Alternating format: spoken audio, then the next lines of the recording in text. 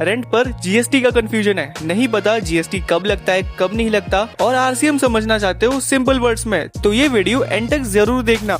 तो पहले समझ लो कि आरसीएम क्या होता है। आरसीएम को रिवर्स चार्ज मैकेनिज्म भी कहते हैं। इसमें प्रोडक्ट या सर्विस देने वाला नहीं बल्कि प्रोडक्ट और सर्विस रिसीव करने वाला जीएसटी पे करता है। पर क्या यही रूल रेंटल प्रॉपर्टी पर भी अप्लाई होता है? आओ जरा देखते हैं। एक बात ध्यान में रखना कि लैंडलॉर्ड का जीएसटी रजिस्टर्ड होना ना होना सबसे बड़ा रोल प्ले करता है। मान लो एक कमर्शियल प्रॉपर्टी रेंट पर दी गई है और यहाँ लैंडलॉर्ड जीएसटी रजिस्टर्ड नहीं है, लेकिन टेनेंट यानी कि किराएदार जीएसटी रजिस्टर्ड है। इस केस में टेनेंट ही 18% जीएसटी गवर्नमेंट को डायरेक्टली पे करेगा और यहाँ लैंडलॉर्ड जीएसटी अपने रेंट के बिल में चार्ज नहीं कर सकता। और एक बहुत जरूरी बात, अगर टेनेंट बिजनेस पर्पस के लिए प्रॉपर्टी को यूज कर रहा हो तो जो जीएसटी आरसीएम में पे किया है वो उसे बाद में आईटीसी के अंडर भी क्लेम कर सकता है। अब बात करते हैं रेसिडेंशियल प्रॉपर्टी की। अगर घर रहने के लिए रेंट पर दिया गया हो, फिर चाहे लैंडलॉर्ड जीएसटी रजिस्टर्ड हो या ना हो, कोई जीएसटी या आरसीएम नहीं लगेगा। लेकिन अगर वही रेसिडेंशियल प्रॉपर्टी बिजनेस पर्पस के लिए यूज हो रही है और टेनेंट जीएसटी रजिस्टर्ड भी है तो 18% जीएसटी टेनेंट को पे करना होगा गवर्नमेंट को।